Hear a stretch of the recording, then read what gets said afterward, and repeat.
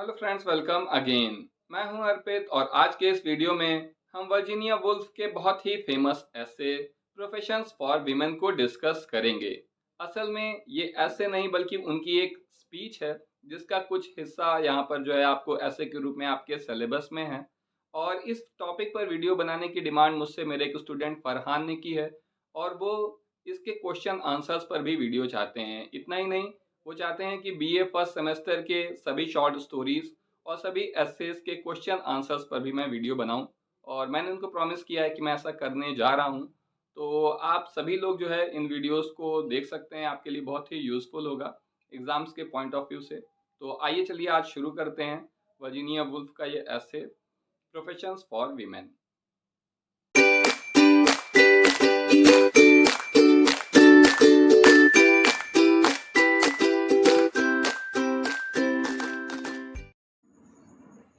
Virginia Woolf in her work professions for women ने कि Virginia Woolf अपने work profession for women में examine the role of women, वो examine कर रही हैं महिलाओं के रोल को in rising against all odd, जिसमें जो है वो हर किस्म की विपरीत परिस्थितियों के अगेंस्ट वो राइज कर रही हैं, यानी हर किस्म की मुश्किलों से वो ऊपर उठ रही हैं in order to acquire a voice of their own. और ऐसा वो क्यों कर रही हैं?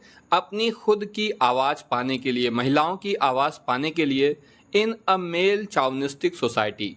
चावनिस्टिक का मतलब होता है उन्माद से भरा हुआ, तो एक ऐसी सोसाइटी जिसमें केवल मेल की यानी किसी पुरुष की ही आवाज़ सुनी जाती है, उसकी ही बातों की वैल्यू होती है, उस सोसाइटी में महिलाएं अपनी खुद की आवाज़ पाने के लिए किस तरीके से सभी मुश्किलों से ऊपर उठती हैं, इस टॉपिक को एग्जामिन कर रही हैं वर्जीनिया वुल्फ अपने ऐसे प्रोफेशन फॉर वीमेन में।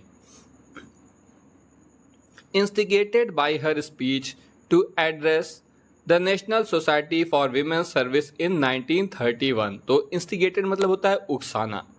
तो यह क्या है कि इंस्टिगेटेड बाय हर स्पीच यानी उनकी स्पीच के द्वारा जो है इंस्टिगेट हुए हैं लोग to address the national society for women service. और ये स्पीच कहाँ पर हुई थी?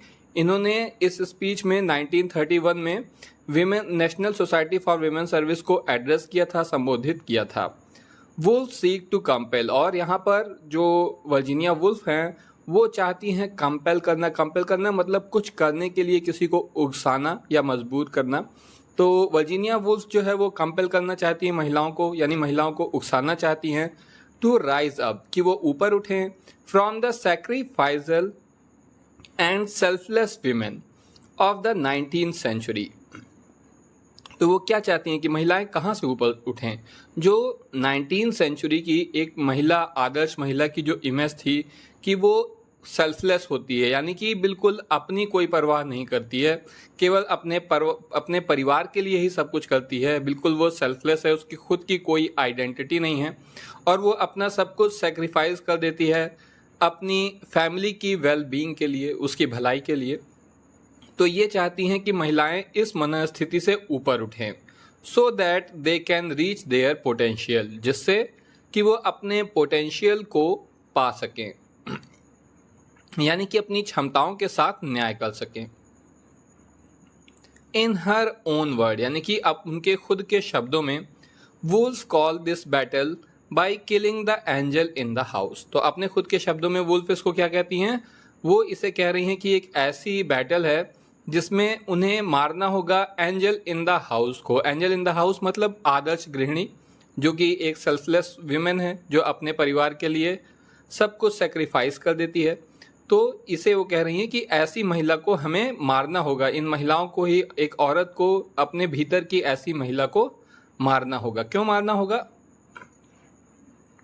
Who insists that she must remain submissive। तो क्योंकि ये जो आदर्श महिला है, जो एंजल ऑफ द हाउस है, वो इंसिस्ट करती है कि उसे सबमिसिव होना चाहिए। सबमिसिव मतलब जो कि बिल्कुल अपने आप को समर्पित कर दे।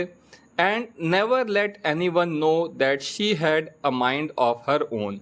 और ये जो एंजल ऑफ द वुमन है वो कभी किसी को ये जानने ही नहीं देती, कभी किसी को नहीं बताती कि उसके पास अपना खुद का दिमाग है, यानी कि वो खुद सोचने समझने की ताकत रखती है। ये वो कभी नहीं दिखाती, क्योंकि वो हमेशा ऑर्डर फॉलो करती है जो कि उसकी फैमिली के मेल मेंबर उसे देते हैं, वो अपनी ओर से कभी अपने दिमाग से कुछ नहीं करती। तो इसीलिए जो है ऐसी एंजल इन द हाउस को हमें मारना होगा, ये वर्जीनिया वुल्फ कह रही हैं इन महिलाओं से, जो कि 1931 में उनकी इस स्पीच को यहाँ पर सुनने के लिए इकट्ठा हुई हैं। फॉर दिस रीज़न, तो ये क्या कह रहे हैं कि फॉर दिस रीज़न, इसीलिए a woman must do what it takes to excel, एक महिला को वो करना चाहिए जिसे करके वो जीवन में एक्सेल हो, यानी कि फले फूले विकसित हो, without listening to the harsh judgement that society में have towards her.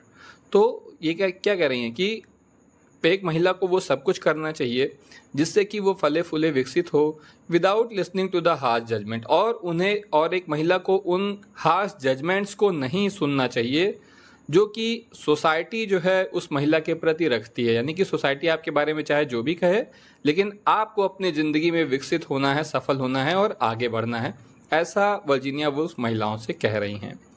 The challenges that Woolf addresses in her speech, तो जो चैलेंजेस यहाँ पर वुल्फ अपनी स्पीच में एड्रेस कर रही हैं आर द सेम, वो वही हैं that many women are experiencing in modern society, जो हमारी आज की सोसाइटी में भी बहुत सारी महिलाएं एक्सपीरियंस करती हैं। हर मेन ऑडियंसेस आर वीमेन, तो यहाँ पर जो उनकी मेन ऑडियंस हैं वो महिलाएं हैं।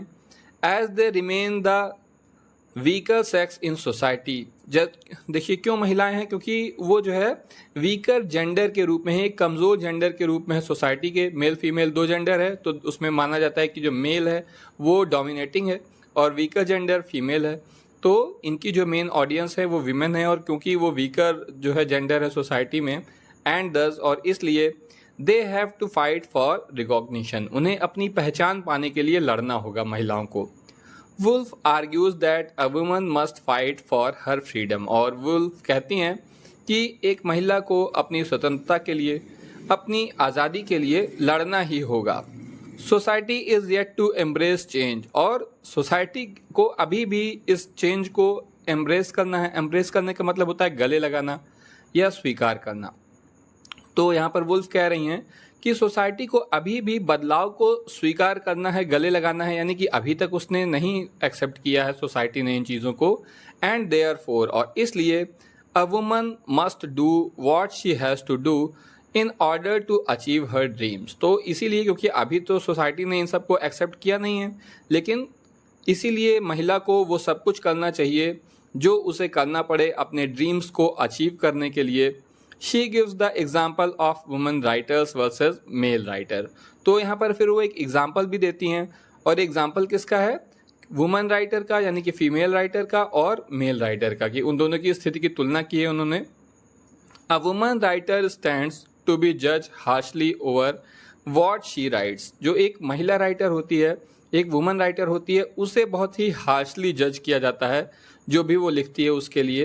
As society requires that her passion remain hidden, क्योंकि सोसाइटी ये चाहती है कि एक महिला को कभी भी अपने पैशन को प्रकट नहीं करना चाहिए, तो इसीलिए उसे बहुत हार्शली, महिलाओं को बहुत हार्शली सोसाइटी में जज किया जाता है। तो अब हम इसका कंक्लूजन देख लेते हैं। फ्रॉम वुल्फ्स प्रोफेशनल एक्सपीरियंसेस, यानी कि जो वर्जीनिया वुल्फ हैं उनके प्रोफेशनल एक्सपीरियंस से इट इज़ एविडेंट दैट, ये प्रकट होता है या ये सामने दिखाई देता है कि a woman has the power to rise, कि एक महिला के भीतर ये ताकत होती है कि वो ज़िंदगी में ऊपर उठ सके, to whatever she wishes, यानी वो ज़िंदगी में जो कुछ भी चाहे उसे वो अचीव कर सकती है, क्योंकि वर्जीनिया वुल्फ ने खुद इन सब को अचीव करके दिखाया है।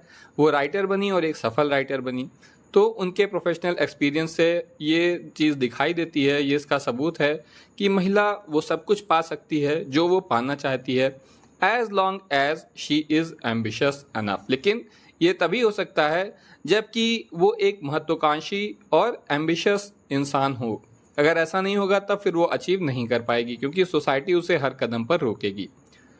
हर logical comparison and symbolism prove the complexity that society has, और इनका जो लॉजिकल कंपैरिजन है, तुलनात्मक कंपैरिजन है और सिंबॉलिज्म है, वो जो है प्रूव करता है complexity that society has tangled women to, कि ये जो सोसाइटी है इसकी जो कॉम्प्लेक्सिटी है उसमें वुमन भी टैंगल्ड है। टैंगल्ड का मतलब होता है उलझन या कोई चीज़ बहुत कॉम्प्लिकेटेड, जटिल या पेचीदा होना। तो ये जो सोसाइटी है उसमें महिलाएं भी बहुत उलझी हुई हैं। एंड दस दे alone can untangle themselves by killing their own angel in the house. तो इसलिए जो है केवल महिलाएं जो हैं वही खुद को आज़ाद कर सकती हैं। और वो कैसे आज़ाद कर सकती हैं? By killing their own angel in the house, यानी कि हर महिला के भीतर एक एंजल इन द हाउस होती है जो कि उसको अपना सब कुछ सेक्रीफाइस करने के लिए उकसाती है।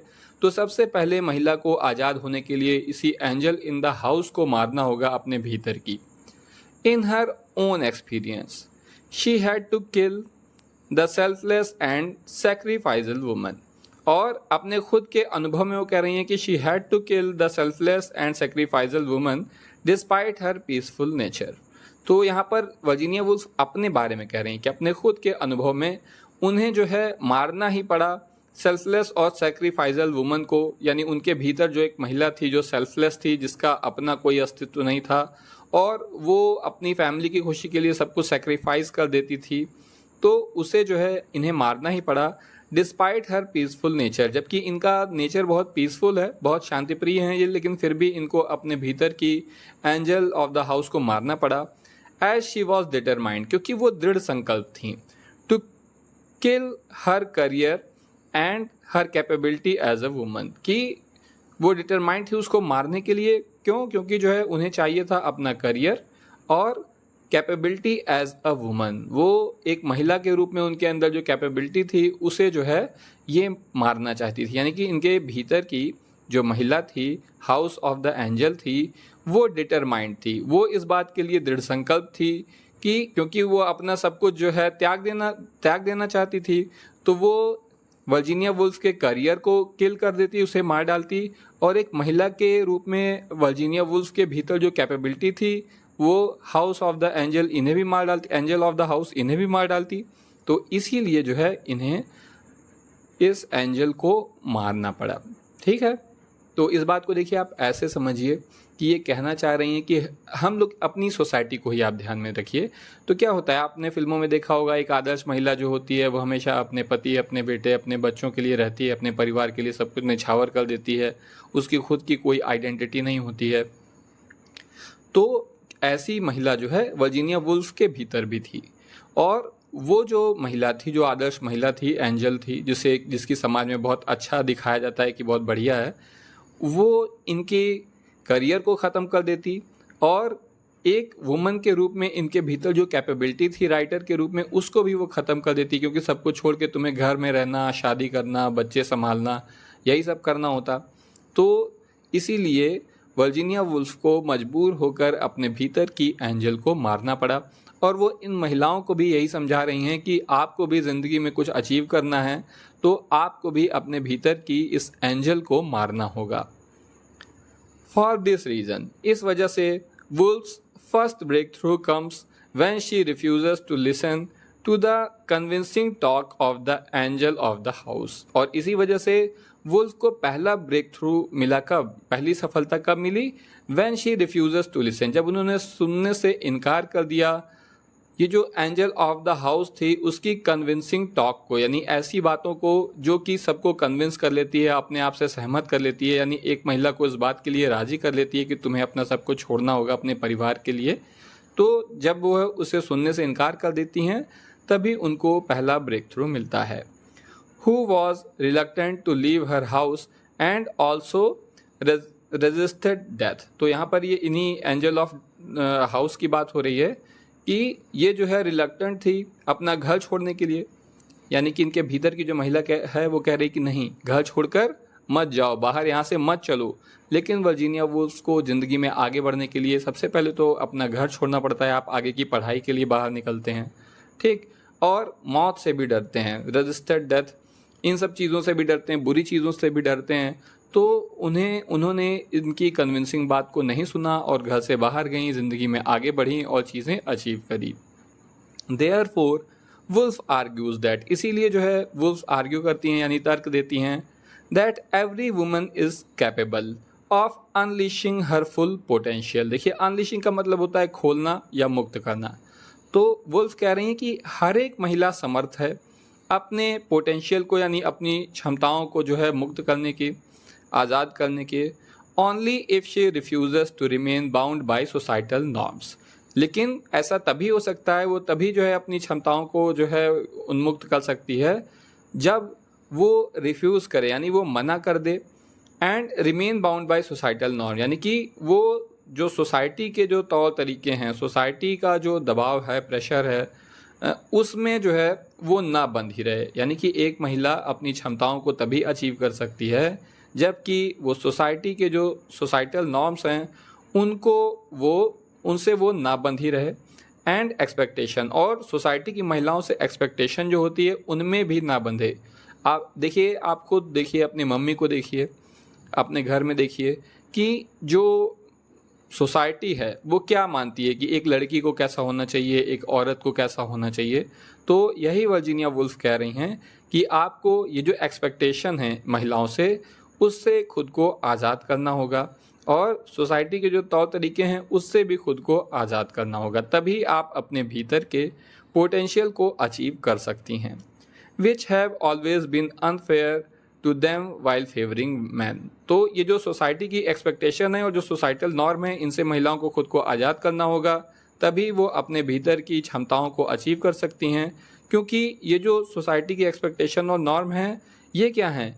ऑलवेज बीन अनफेयर, वो हमेशा अनफेयर रहे हैं महिलाओं के लिए। टू देम, देम मतलब महिलाओं के लिए कहा जा रहा है कि ये जो सोसाइटल नॉर्म है ये हमेशा अनफेयर रहे हैं, अनजस्ट रहे हैं महिलाओं के लिए, वाइल फेवरिंग मैन, जबकि हमेशा से ये फेवर करते हैं किसको? पुरुषों को। तो ये था बहुत ही फेमस ये स्पीच है और बहुत ही अच्छा ये ऐसे है। इस बारे में आपका क्या मानना है? अब आप अच्छी तरीके से वर्जीनिया वुल्फ के विचारों को समझ गए होंगे, तो आप मुझे कमेंट सेक्शन में बताइए कि आप इनसे सहमत हैं या नहीं सहमत हैं या फिर पार्शियली एग्री करते हैं। तो कमेंट सेक्शन में मुझे ज़रूर बताइएगा, हो सकता है कि एक अच्छा डिस्कशन शुरू हो सके। आगे चल के हम लोग इनके और भी वर्क को पढ़ेंगे, इनकी बायोग्राफी पर भी वीडियो बनाएंगे, तो आपको थोड़ा और इन्हें जानने का मौका मिलेगा। तो आज के लिए बस इतना ही। Thank you.